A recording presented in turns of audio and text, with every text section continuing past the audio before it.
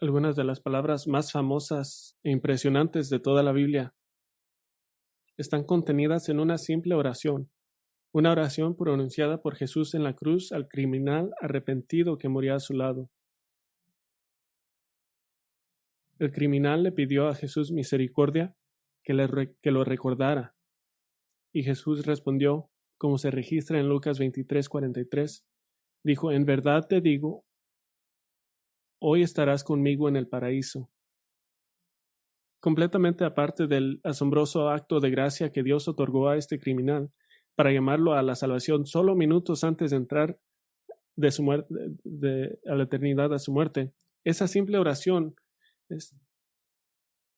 está cargada con importantes implicaciones sobre el viaje y la llegada del cristiano al cielo y la llegada al cielo. De esa oración aprendemos que la llegada al cielo está garantizada por Cristo mismo. Dice verdaderamente, dice amén, muy seguramente.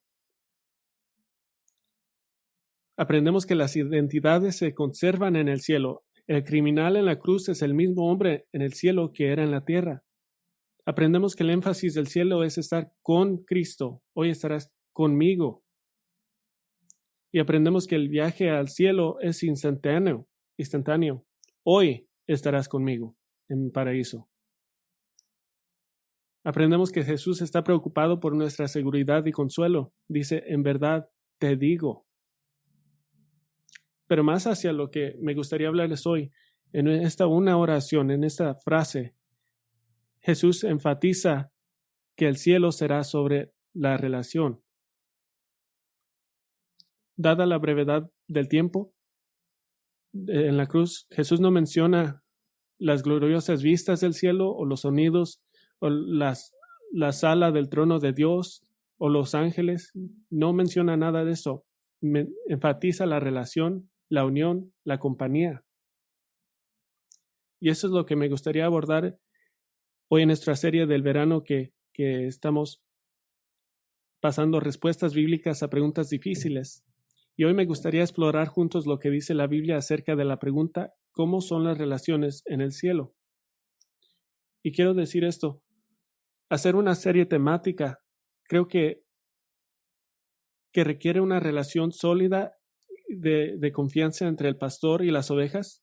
En general, nuestra práctica es exposición versículo por versículo de las Escrituras, pero ocasionalmente debemos tratar más claramente con temas específicos y nos lleva a un viaje alrededor de muchas Escrituras. Entonces, vamos a ver las Escrituras de un lente amplio. Esta pregunta, ¿cómo son las relaciones en el cielo?, es importante. No es solamente algo que no es importante.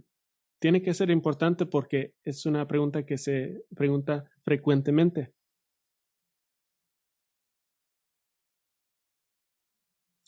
Primero, debe ser importante porque es una pregunta que se hace con frecuencia. Segundo, es importante porque parece ser una área de nuestra comprensión de las Escrituras que a menudo carece más que otras. Los cristianos pueden pasar toda su vida con entendimientos realmente más mitológicos del cielo o ideas vagas del cielo, pero las Escrituras son tan ricas con información. Sabemos infinitamente más que decir, bueno, está en un lugar mejor. Sabemos mucho más que eso. Pero hay una tercera razón por la cual esto es importante.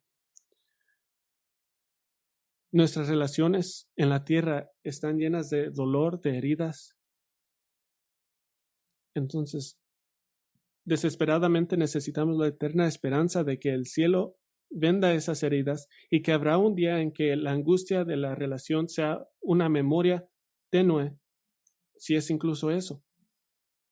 Antes de que pásenos por las Escrituras, solo quiero establecer una base básica por el resto de nuestro tiempo.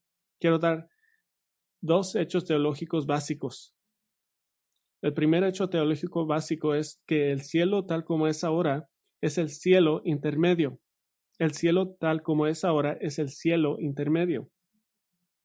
En su consuelo de sus discípulos en Juan 14:1, Jesús explicó que se iba a ir a la casa de su Padre y que llevaría a los discípulos a estar con él allí. Ese es el tercer cielo. Este es el lugar que Jesús llamó el paraíso. Es el lugar que el judío entendía rutinamente como el tercer cielo, un lugar real más allá que el cielo y más allá de las estrellas. Es un lugar real. Pero lo consideraremos cielo intermedio porque Apocalipsis nos dice que en el estado final algún día, básicamente toda la creación se convertirá en cielo. La tierra vieja y los cielos viejos, presumiblemente el primer y segundo cielo, se fundieron, se remodelaron en la idea sin pecado originalmente significado por Dios. Entonces la intención final de Dios para la humanidad redimida no es finalmente vivir en un lugar llamado cielo aparte de la tierra, sino vivir en la nueva tierra como parte de todo el cielo. Y si nuestra vista del cielo son pocas nubes y unas arpas, es mucho más que eso. Dicho esto, para nuestros propósitos de hoy, cuando me refiero a la vida en el cielo, estoy hablando del cielo intermedio, el cielo que es ahora, pero en realidad todo se aplicará también a este estado final.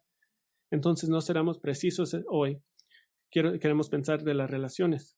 Entonces el segundo hecho teológico básico es que, y ya hablé de esto brevemente, serás quien eres ahora. Serás quien eres ahora. De alguna manera, no todos estamos hechos solo adoradores genéricos. Conservarás tu identidad, tu historia, y de hecho, incluso la versión física redimida y perfeccionada, resucitada de ti mismo. Dios le dijo al rey Josías en 2 Reyes 20:22, con respecto de la muerte de Josías, dice, te reuniré con tus padres. Significa que la identidad permanece intacta, las relaciones permanecen intactas y el género permanece intacto. Cuando el hijo pequeño del rey David murió, se consoló a sí mismo diciendo, yo iré a él, pero él no volverá a mí, que significa que los padres e hijos serán reunidos y la identidad permanece intacta. En el monte de la transfiguración, en Mateo 17, Moisés y Elías aparecieron con Jesús, ambos seguían siendo ellos mismos. Entonces, dos hechos teológicos básicos, el cielo tal como es ahora es el cielo intermedio, pero me referiré al cielo esta mañana como la totalidad de nuestra experiencia en las próximas edades venideras. Y segundo, serán quién eres ahora. Y con esto quiero que abran la página de Mateo capítulo 22 y empezaremos en versículo 23. Mateo 22, 23. Y este es uno de varios textos que vamos a ver. Mateo 22, 23. Y vamos a tomar la porción más grande en nuestro tiempo en este lugar porque son las preguntas más importantes de nuestras relaciones en el cielo. Y quiero organizar nuestros pensamientos en 7 pares de ideas relacionadas y duraremos la mayoría de tiempo aquí. El primer par de ideas llamaremos esposos y esposas. Históricamente esa es la pregunta que se hace más a menudo. Mateo 22, 23. Dice, ese día se le acercaron algunos saduceos, los que dicen que no hay resurrección, y le preguntaron una pregunta. Vamos a dar información sobre los saduceos. Los saduceos consistían en una secta de judíos que creían que las únicas escrituras válidas eran el Torá, la ley de Moisés, de Génesis a Deuteronomio. Y serían lo que podemos llamar ahora los liberales. No creían en la resurrección de los muertos, no creían en ángeles, ni siquiera en el espíritu eterno de la humanidad. Y por eso son los liberales. No creían nada que era grande o celestial. Decían, si lo puedo ver, es verdadero. Hechos 23, 8 describe su sistema de creencias. Pero querían discutir teóricamente de una vida después de la muerte. Pero decían que si por si acaso hay vida después de la muerte, entonces lo que va a ser una continuación de la vida en la tierra, con más cosas buenas y menos cosas malas. Eso es solo una continuación. Y hay unas áreas de continuidad que estaremos de acuerdo con ellos, pero ellos dicen que nomás es moverse a la próxima etapa. Ya que Jesús estaba hablando tan liberalmente del reino del cielo, los saduceos trataron de desafiar a Jesús con este caso, de la que han llamado una esposa más peligrosa de todos los tiempos, una mujer que aró a través de 7 esposos que todos mueren. Mateo 23-24 dice, diciendo, Maestro, Moisés dijo, si alguno muere sin tener hijos, su hermano como pariente más cercano se casará con su mujer y levantará descendencia a su hermano. Ahora bien, había entre nosotros 7 hermanos, y el primero se casó y murió, pero no teniendo descendencia. Le dejó la mujer a su hermano, de igual manera también al segundo y al tercero, hasta el séptimo, y después de todos murió la mujer. Por tanto, en la resurrección, ¿de cuál de ellos, de los 7, será mujer? Porque todos ellos la tuvieron. Y para entender esto, tenemos que obtener un contexto rápido de la ley de Moisés. Recuerden que la ley de Moisés fue dada a Israel acerca de cómo deben de vivir en la tierra prometida a ellos de Dios, y estaban divididos por tribus y por clanes y por familias, y dividirían la tierra. La herencia de la tierra de una familia era todo, era el futuro, era su legado, era su fuente de ingresos, tantos de los cultivos como el ganado, y era prueba de que las promesas de Israel eran verdad. Las promesas de la tierra en la Biblia son grandes. Entonces, si un hombre murió antes de tener un hijo, podría haber sido como si nunca hubiera existido. Su línea, su memoria no recordada, su línea familiar personal dejaría de existir, lo que significa que no había nadie para heredar su tierra y que su viuda no tendrá medios de sustento, que era la tierra administrada por sus hijos. Entonces Dios dispuso que si un hombre moría sin hijo, su hermano estaba obligado a tomar a la viuda como su esposa y darle a su hijo único en nombre de su hermano. Y sé que esto es algo diferente, pero esto es muy importante, las promesas de tierra de Israel. Esta ley se explica en detalle en Deuteronomio 25, 5 y 6, y la ley continúa detallando que un hombre que se niega a hacer esto por su hermano debe de ser deshonrado y públicamente en presencia de los ancianos de la aldea, y su propia familia lo consideraba maldito. Entonces, teniendo en cuenta esa ley, los saduceos, que creen que incluso si hubiera algún tipo de vida después de la muerte, creerían que tendría que ser una continuación básica de la vida en la tierra, pensaron que se les ocurrió la pregunta perfecta con la cual engañar a Jesús. Y noten, no solamente dicen un hombre y su hermano, va a 7 hermanos. Quieren hacer la pregunta tan difícil como puedan. Entonces da esta situación imposible. Y entre el 28 y 29 podemos imaginarnos que se estaban riendo. Pero Jesús los destruye en múltiples niveles. Versículo 29. Pero Jesús respondió y les dijo, ¿estáis equivocados? ¿Estás equivocados por no comprender las Escrituras ni el poder de Dios? Porque en la resurrección ni se casan ni son dados en matrimonio, sino que son como los ángeles de Dios en el cielo. Y en cuanto a la resurrección de los muertos, ¿no habéis leído lo que os fue dicho por Dios cuando dijo, yo soy el Dios de Abraham, el Dios de Isaac y Dios de Jacob? Él no es Dios de los muertos, sino de vivos. Al oír esto, las multitudes se admiraban de su enseñanza. Inmediatamente no responde sus preguntas. Es una pregunta ilegítima. Pero tampoco mueve la atención del escenario. Pero lo que hace es que demuestra que son engañosos, que no tienen fe, que no saben el poder de Dios y no conocen las Escrituras, diciendo que son no creyentes. Y miren lo que hace. Recuerde que los saduceos solo creen en la ley de Moisés, en Génesis a Deuteronomio, que eran las únicas escrituras legítimas de Dios. Como tal, no encontraron ninguna evidencia de una resurrección en estos textos. Entonces Jesús podría haber ido a muchos textos del Antiguo Testamento para dar prueba de la resurrección. Podría haber hablado de Isaías 26 o Daniel 12 o Job 19.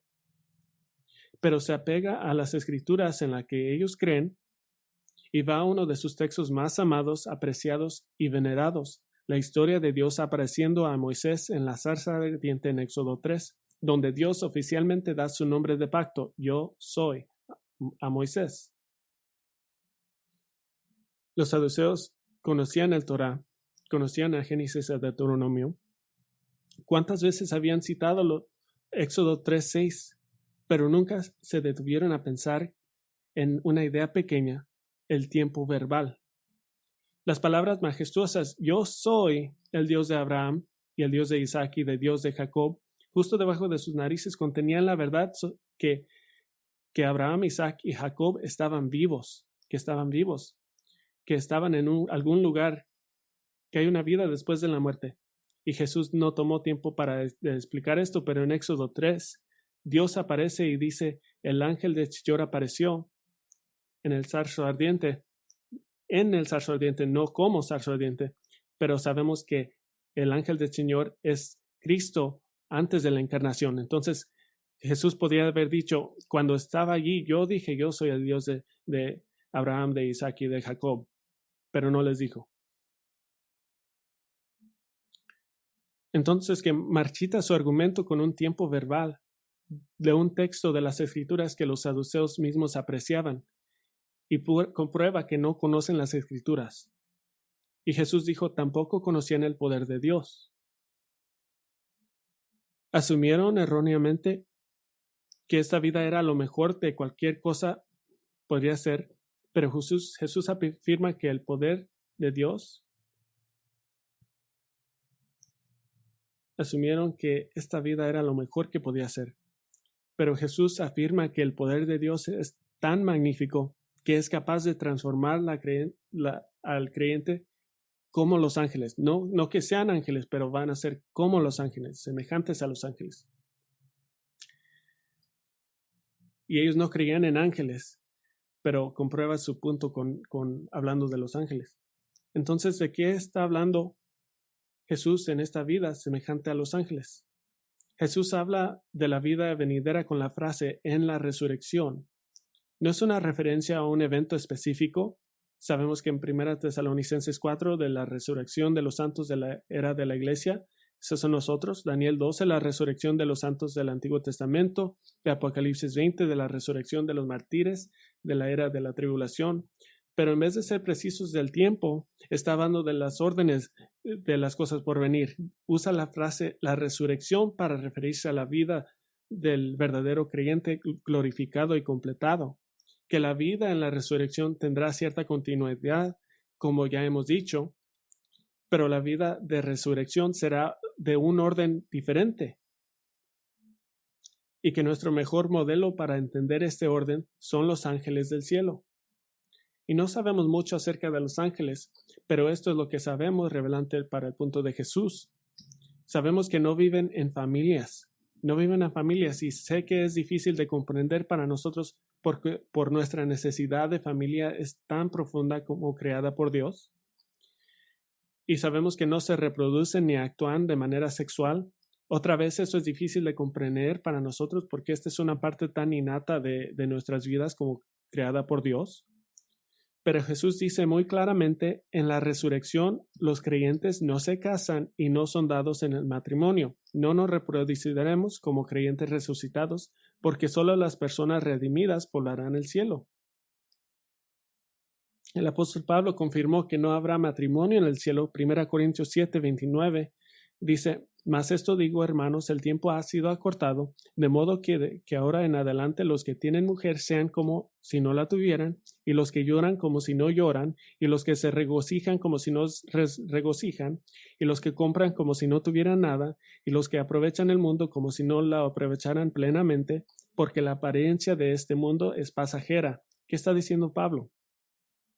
Está diciendo que, dada la brevedad del tiempo, y desde la perspectiva de Pablo, siempre debemos estar en la alerta de que Jesús puede regresar a cualquier momento, pero debido a esta brevedad del tiempo, nos aferramos libremente a las cosas de la tierra que no harán la transición a la vida venidera. Y da una lista. Dice, llorar, matrimonio, regocijarse por la felicidad temporal, terrenal. Las posesiones que acumulamos en la tierra no nos va a seguir a la eternidad. Y la primera que lista es el matrimonio. Eso no nos seguirá. Y esto es justo aquí, por supuesto, que comenzamos a ponernos nerviosos o incluso francamente temerosos. Aquí es donde algunos pueden decir, esto no me anima. Es común pensar que de alguna manera en el cielo sin estar casado con mi esposo o esposa será menos en el cielo. Y esta es una asunción lógica, una suposición lógica. ¿Por qué es necesario el matrimonio ahora? Hay varias razones por el matrimonio. El matrimonio proporciona la primera compañía para un hombre. Dice, no es bueno que el hombre esté solo. Entonces Dios da compañerismo. El matrimonio proporciona provisión y protección para la mujer.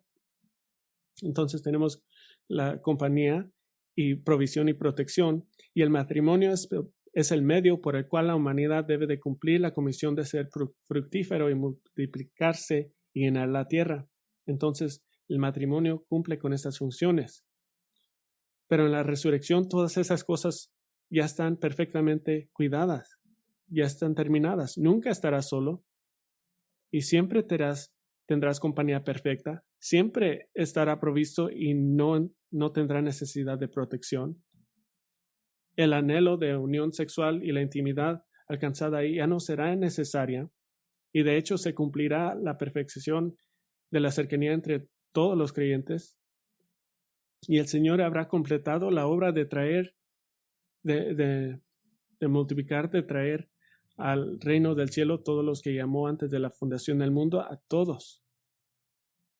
La falta de sexualidad o matrimonio oficial no disminuirá ni podrá disminuir la dicha del cielo, como si de alguna manera todo lo demás fuera mejor, pero todavía existe esta duda sobre el matrimonio. Y diría que Dios entiende esta preocupación. Tiene sentido esta preocupación. Dios nos creó a ser una sola carne con nuestras esposas o esposos. Nos conocemos y ellos nos conocen, los anhelamos, nos apreciamos, no sentimos que podríamos vivir sin ellos. Así que, por supuesto, podríamos ser escépticos antes del miedo de perder el contacto con nuestros cónyuges o tener algún tipo de relación a larga distancia,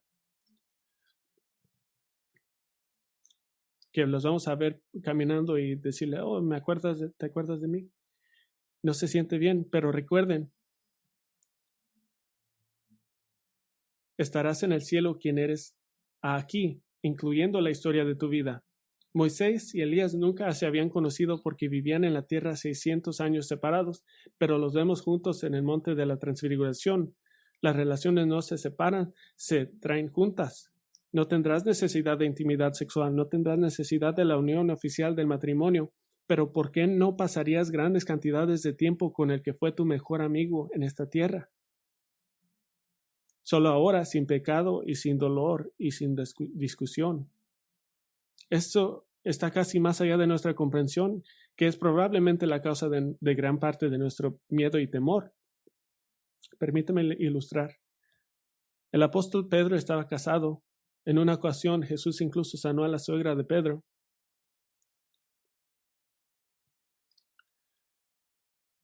Y no sé si fue bueno o malo, ese es un debate. Estuvieron casados durante muchas décadas. Ella lo había seguido, había apoyado y la obra peligrosa del evangelio que estaba haciendo. 1 Corintios 9:5 indica que Pedro llevó a su esposa con él en sus viajes de predicación y misiones. Escuchó miles de sus sermones, lo había visto dirigiendo la iglesia de Jesucristo y consumido con esta obra eterna. La traía por todo el mundo conocido. La fuerte tradición de la iglesia que estamos familiarizados dice que Pedro fue crucificado en Roma y pidió ser crucificado boca abajo para no estar en la misma categoría que el Señor Jesús. Muchos conocen esa historia, pero muchos menos conocen la fuerte tradición de que antes de su propia muerte tuvo que ver a su amada esposa ser crucificada por su fe. quiero hacerles una pregunta. ¿A alguien le disgustaría, hablando de Mateo 22, diciendo, aléjense de los otros, si los ven caminando juntos?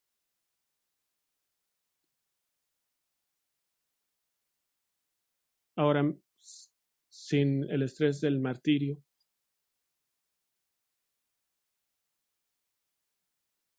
Y quieren que recuerden esto. Nuestra vida de resurrección será la versión infinitamente elevada de esta vida, mejor en todos los sentidos. 1 Corintios 15:44 dice Pablo que comenzamos nuestra existencia con un cuerpo natural, pero en resurrección es mejor. Dice, se siembra un cuerpo natural, se resucita un cuerpo espiritual. Y si hay un cuerpo natural, hay también un cuerpo espiritual. Esto es un cuerpo espiritual perfecto en el espíritu. Nos recuerda en Filipenses 3:21 que Cristo mismo transformará el cuerpo de nuestro estado de humillación en conformidad del cuerpo de su gloria por el ejército del poder que tiene aún para sujetar todas las cosas a sí mismo. Y Juan nos anima en 1 Juan 3:1 y 2. Dice, mirad cuán gran amor nos ha otorgado el Padre para que seamos llamados hijos de Dios, y eso somos. Por eso el mundo no nos conoce, porque no le conoció a él. Amados, ahora somos hijos de Dios y aún no se ha manifestado lo que habremos de ser. Pero sabemos que cuando Él se manifieste, seremos semejantes a Él porque lo veremos como Él es. Honestamente creen que si tenemos ese nivel de vida resucitada, que va a haber un aspecto que no es perfecto. Jesús nos ha dado suficiente información que en la resurrección seremos como los ángeles, tendremos un cuerpo espiritual perfeccionado en gloria sin pecado, seremos transformados a lo que seremos y lo que seremos aún no ha aparecido, que no podemos comprender cuán espectacular va a ser esto. Si su cónyuge se ha ido a casa antes que usted, ¿debería esperar a verlo? Sí. ¿Y qué hermosa y dichosa y perfecta comunión tendrás? Todas las cosas pequeñas en el mundo ya no existirán y estarán juntos. Esos son maridos y esposas, y quiero mencionar esa dinámica de un par de veces más. Y volveremos a esta situación de los 7 hermanos más desafortunados de todos los tiempos, pero ahora nos moveremos un poco más rápido. Segundo par de ideas relacionadas, diremos alegría y reunión. Alegría y reunión.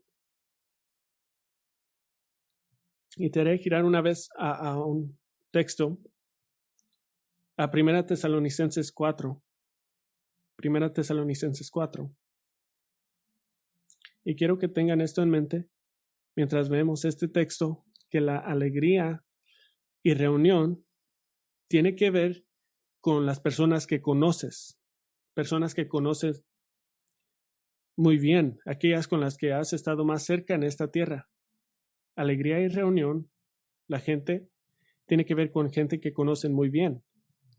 En la 1 Tesalonicenses 4, miramos que la iglesia tesalónica tenía una preocupación, ya que muchos de sus miembros habían muerto.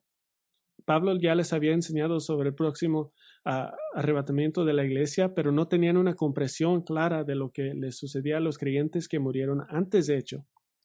Y tenían esta preocupación. 1 Tesalonicenses 4:13 dice, pero no queremos, hermanos, que ignoréis acerca de los que duermen, para que no os entristezcáis como lo hacen los demás que no tienen esperanza. ¿Qué significa llorar como aquellos que no tienen esperanza? Esto no es difícil de entender. Si no tienen esperanza en la muerte de alguien, significa que piensan que nunca jamás verán a esa persona por toda eternidad, que este es el fin. Entonces Pablo explica en versículo 4 a 17 que hay un día por venidero que Dios ya tiene a los que han muerto y los va a regresar. Versículo 14, porque si creemos que Jesús murió y resucitó, así también Dios traerá con él a los que durmieron en Jesús. ¿Vieron esto? A través de Jesús, Dios traerá consigo a los que han muerto. ¿Con qué fin? para ser reunidos con la versión resucitada de sus cuerpos terrenales. Versículo 16, los muertos en Cristo se levantarán primero. Y al mismo tiempo, versículo 17, entonces nosotros, los que estamos vivos y que permanezcamos, seremos arrebatados juntamente con ellos en las nubes al encuentro del Señor en el aire, y así estaremos con Él, con el Señor, siempre.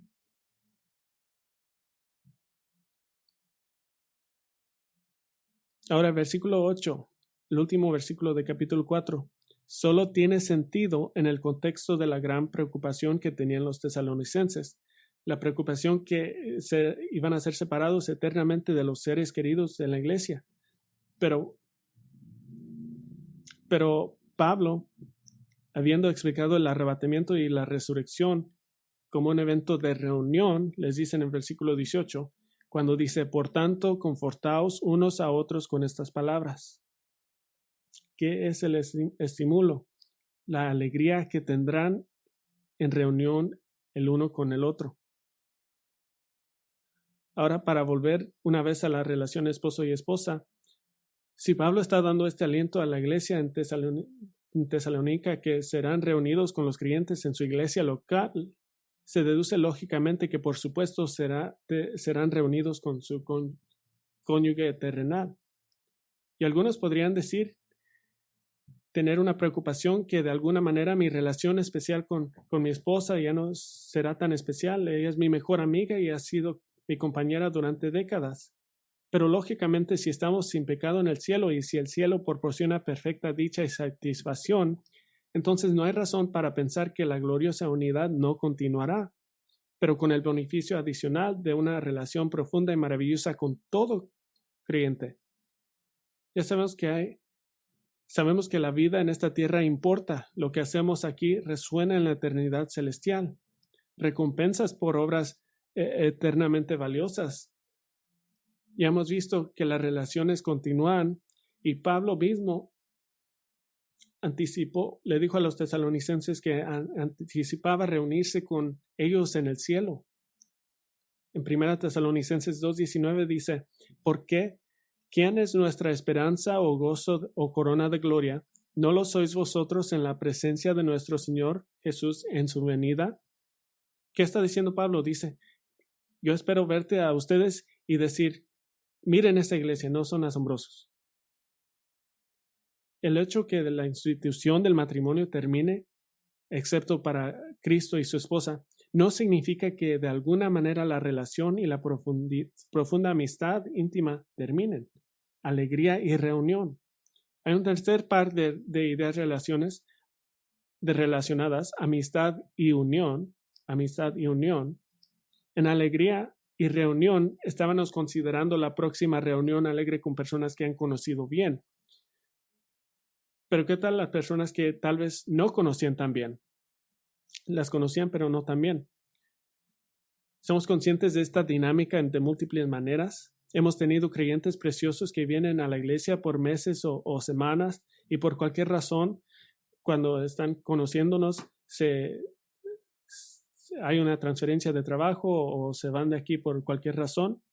En la conferencia bíblica Steadfast disfrutamos de la comunión de algunos asistentes constantes que vienen cada año y los vemos por un fin de semana o tengo amigos que en el Shepherd's Conference desayunamos una vez al año.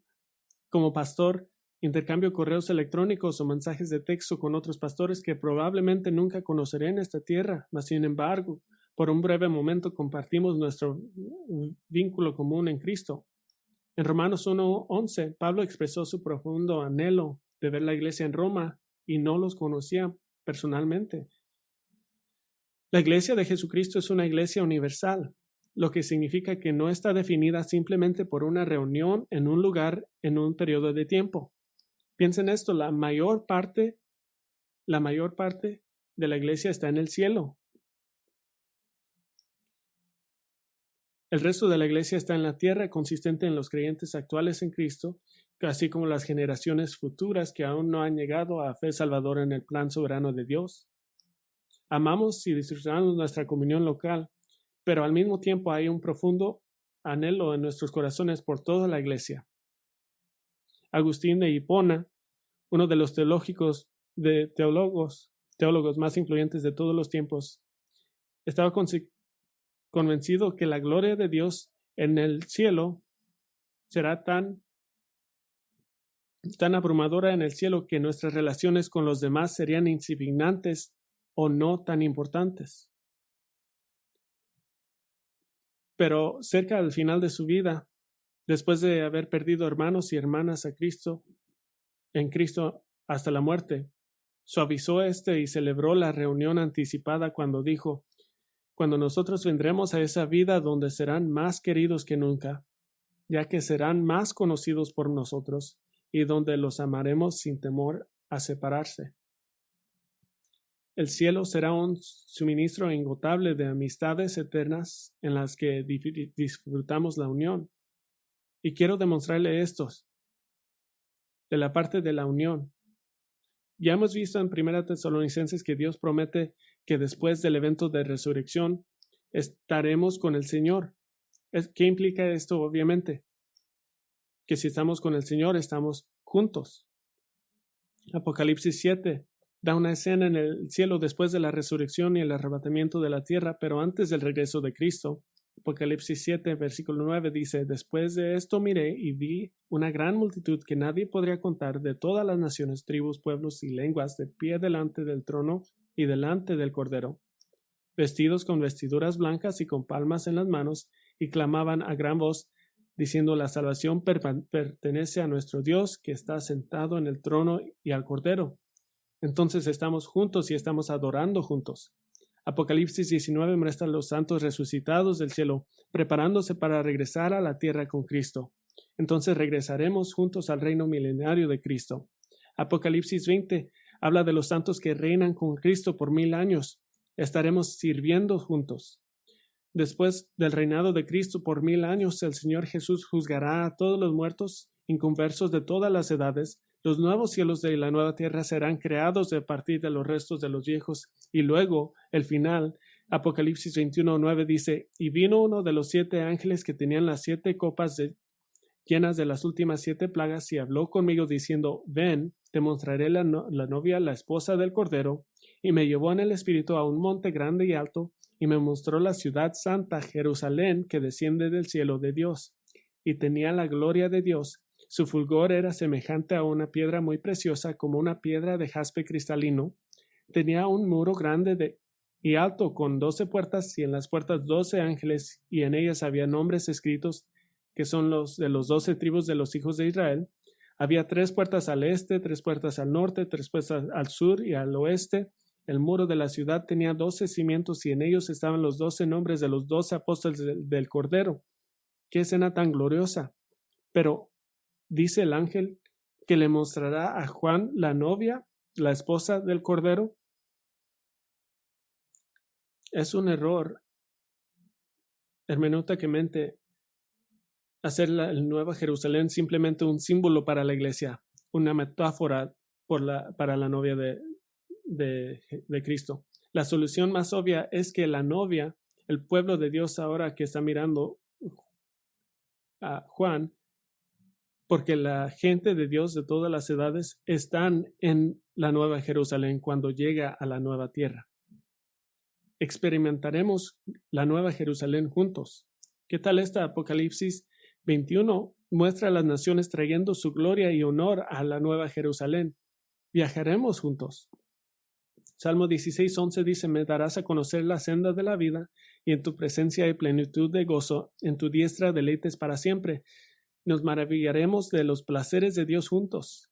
Y puedo continuar, pero quiero dar una encuesta breve. Estaremos juntos, adoraremos juntos, regresando juntos, sirviendo juntos, experimentando juntos la Nueva Jerusalén, viajando juntos, maravillándonos juntos a los placeres de Dios. Podría preguntarles que levanten las manos si se sienten solos en veces. Eso nunca jamás pasará. Nunca se sentirán solos o aislados. Y como la gente de Dios será perfeccionado, no experimentarán la drama, el dolor asociada con nuestras relaciones humanas. quiero que se imaginen los momentos más dulces y conmovedores y más bellos e impresionantes de la comunión cristiana. Esa es una muestra de lo que será su experiencia completa y minuto a minuto de amistad y unión en el cielo. Hay un cuarto par de ideas relacionadas. Esto llamaremos héroes y villanos. Héroes y villanos. En alegría y reunión consideramos el glorioso tiempo venidero con aquellas personas que conocíamos bien en la tierra. En amistad y unión consideramos el gozo de la Iglesia Universal, incluyendo a las personas que conocías, que quizás no conocían tan bien en la tierra. Pero para héroes y villanos consideraremos personas que nunca han conocido. Comencemos con los héroes, hombres y mujeres de fe de las páginas de las Escrituras. Jesús dijo una declaración asombrosa para garantizar que innumerables gentiles, nosotros, serán salvados por su fe en Cristo y traídos al reino de los cielos. Mateo 8:11 dice, y yo os digo que vendrán muchos del oriente, esos son nosotros, y del occidente, y se sentarán a la mesa con Abraham, Isaac y Jacob en el reino de los cielos.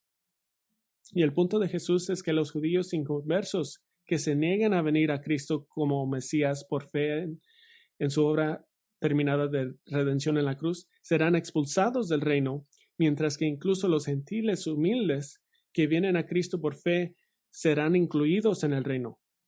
Pero quiero que recuerden, es un error ser demasiado rápido para decir que algo es solamente simbólico. Que, por ejemplo, reclinarse en una mesa de banquete con Abraham, Isaac y Jacob es simplemente simbólico de estar en el reino. No se puede descartar algo como simbólico solo a menos que sea ridículo o realidad o una imposibilidad. La Biblia dice que los árboles... Entonces, mi pregunta es, sentarse en una mesa de banquetes con Abraham, Isaac y Jacob como un evento real, ¿es realmente posible? Y por supuesto sí. De hecho, no es posible, es definido, porque Jesús dijo que estará allí. Cuando Jesús instituyó la cena del Señor en el aposento alto de la noche que sería arrestado, Lucas 22:14-19 registra que Jesús prometió que una vez más se sentaría a la mesa de comunión con comida y bebida con su pueblo en el reino venidero. Entonces te reunirás con los patriarcas. Sí, sí lo harán. Te reunirás con los patriarcas y con los profetas y con los apóstoles.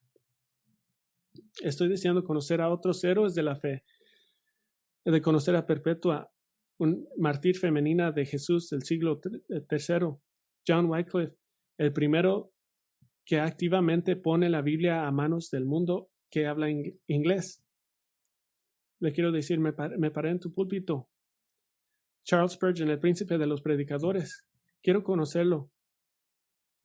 Ha sido una de mis inspiraciones más grandes en el ministerio. Conocerán los héroes, pero también conocerán a los villanos. Consideren al rey Manasés.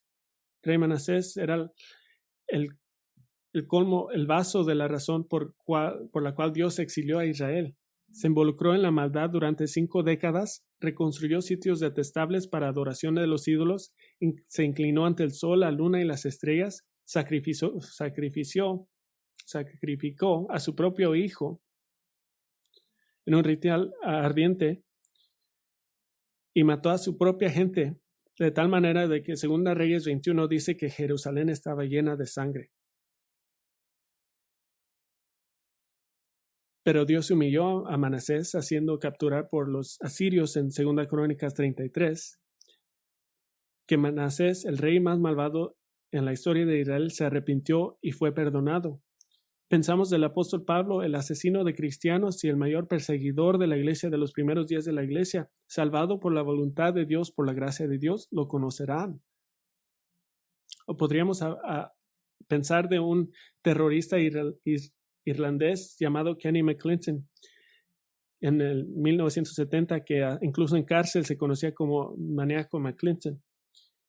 Empezó a leer su Biblia y se arrepintió de sus pecados y anunció a través de las barras de la prisión, que era seguidor de Cristo.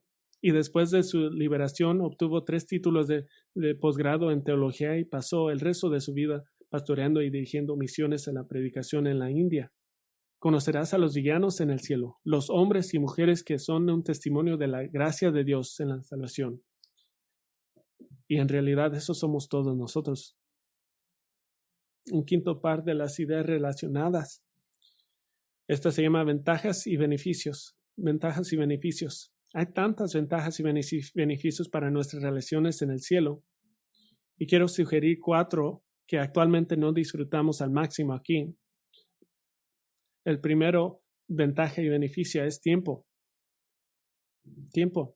Tendrás tiempo para escuchar incontables millones de historias multiplicadas por incontables millones de creyentes, unos que conocen y unos que aún no conocen. Y no sé por seguro,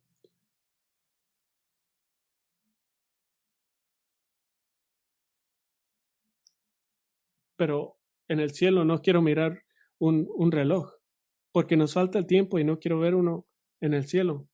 Esposos y esposas, siempre les falta el tiempo. Tenemos tantas relaciones con creyentes, pero nunca tenemos lo suficiente tiempo. Cenan con alguien y se recuerdan que ha sido 8 meses que han hablado, pero tendremos todo el tiempo en el mundo. Una segunda ventaja es propósito. El cielo tiene un propósito y eso es servir el Rey de todos los reyes. Primero en adoración y alabanza y segundo en nuestro servicio a Él en su reino. Primero durante el reinado milenario de Cristo y luego el estado final. Y ahora sabemos esto, que servir juntos realmente es el mejor medio para crecer en relación con unos otros. Tercera ventaja y beneficio, sustancia. Este ha sido un problema en el matrimonio por miles de años. No sé qué decir. Ya hemos hablado de todos. No sé qué decir ahora. Estoy hablando de todos los hombres. Pero como Dios es un Dios infinito y como nuestro aprendizaje de Él nunca terminarán, en Salmo 16:11 tendremos por toda la eternidad temas nuevos y maravillosos para experimentar y maravillarnos juntos, por lo tanto, hablar juntos. Y otra ventaja y beneficio, restauración. Si las relaciones en la tierra con otros creyentes pueden ser dañadas, incluso somos llamados a arrepentimiento, pero esto incluso en veces no borra por completo las consecuencias del pecado. Mas, sin embargo, en el cielo todas las relaciones completamente serán restauradas y comunión total y completa. Y no sabía si abordar esto, pero creo que es importante. El sexto par de ideas relacionadas, santidad y justicia. Santidad y justicia. Debemos tomarnos un momento para abordar un tema difícil. ¿Qué pasa con la posibilidad de saber que un ser querido perdió el cielo? O que está experimentando la ira de Dios en el infierno. ¿No arruinaría ese cielo para nosotros? El juicio de Dios es un reflejo de la perfecta justicia de Dios y como santos perfeccionados estaremos completamente de acuerdo con la justa indignación de Dios contra aquellos que finalmente rechazaron su ofrenda de salvación. Si lo puedo poner en términos muy difíciles, los que ahora son amados no serán los amados. Esta es una verdad difícil, pero es una verdad.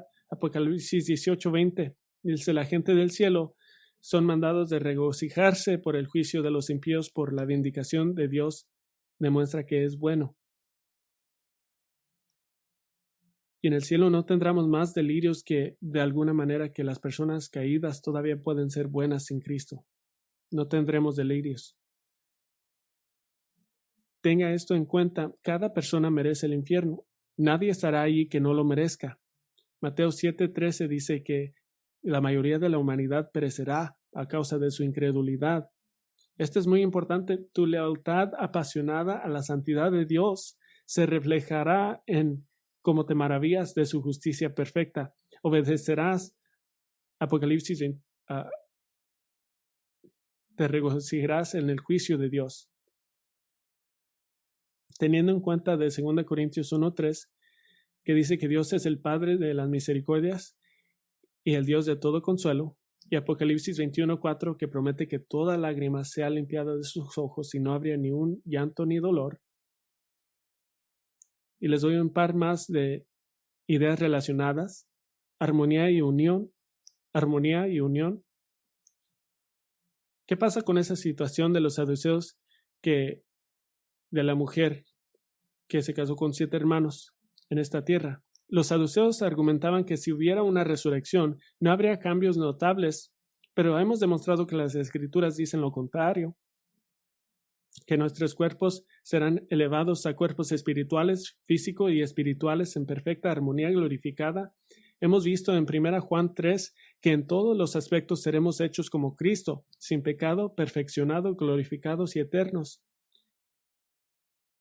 Entonces regresemos a la esposa más mortífera que jamás haya vivido en la historia inventada de la mujer que se casó sola con la muerte de 7 hermanos, y completamos los espacios en blanco en esta historia. En primer lugar, en esta historia, todos los actores de este drama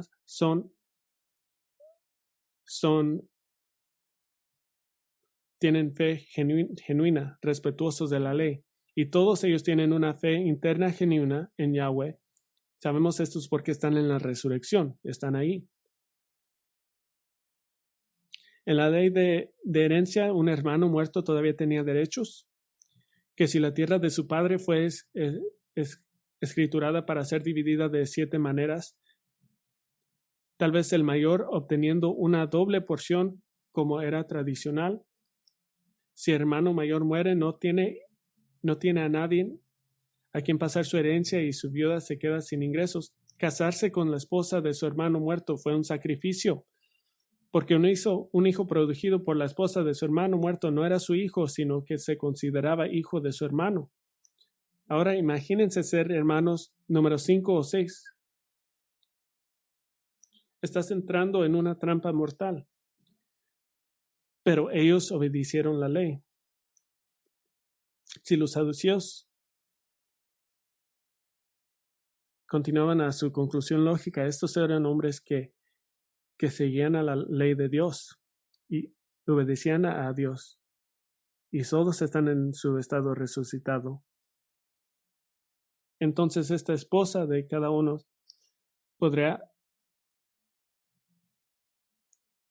sería capaz de amarlos a todos, de ser objeto de amor de todos ellos, no como marido y mujer, pero como compañeros creyentes en Yahweh, una mujer que claramente no podía tener hijos, y hermanos que obedecieron fielmente la ley incluso hasta sus propias muertes.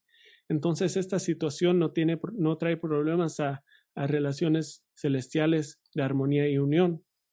Todos hemos experimentado el dolor de las relaciones perdidas o dañadas, mas sin embargo, tan gloriosa será nuestra armonía y unión en el cielo que finalmente podríamos decir, esto es lo que es, la comunidad de los santos. Esta es una historia famosa, pero es importante de decir. Sir Thomas More, el conciliar de Inglaterra bajo de Enrique el VIII, fue condenado erróneamente a muerte, pero tuvo la oportunidad de hablar a sus jueces antes de su ejecución, y dijo esto. Dijo: como el bendito apóstol San Pablo, consintieron en la muerte de San Esteban y guardaron sus ropas de los que apedrearon hasta la muerte, y sin embargo ahora sean ambos santos en el cielo y continuarán allí amigos para siempre. Así que confío verdaderamente y por lo tanto oraré de corazón para que, aunque sus señorías hayan sido ahora aquí en la tierra jueces de mi condenación, aún en el más allá, en el cielo, nos encontraremos alegremente todos juntos a nuestra salvación eterna. Estas son unas palabras asombrosas. Quiero dejarlos con un último pensamiento. Salmo 116, versículo 15 dice que estimada a los ojos del Señor es la muerte de sus santos. La palabra hebrea traducida estimada no tiene la misma connotación que usamos a menudo, lindo, adorable o dulce. Es más grande, significa valioso, pesado, importante. Su muerte es importante para el Señor, es valiosa, significa algo para Él, porque estarás en su presencia y en sus delicias y con su pueblo. ¿Qué tan valioso, qué tan importante, qué tan importante? Hebreos 1 nos dice que Jesús ascendió al cielo y se sentó a la diestra de Dios, pero nunca olvide que cuando Esteban estaba siendo martirizado, el Hijo de Dios se puso de pie y dijo que miró al Hijo de Dios parándose a la diestra de Dios.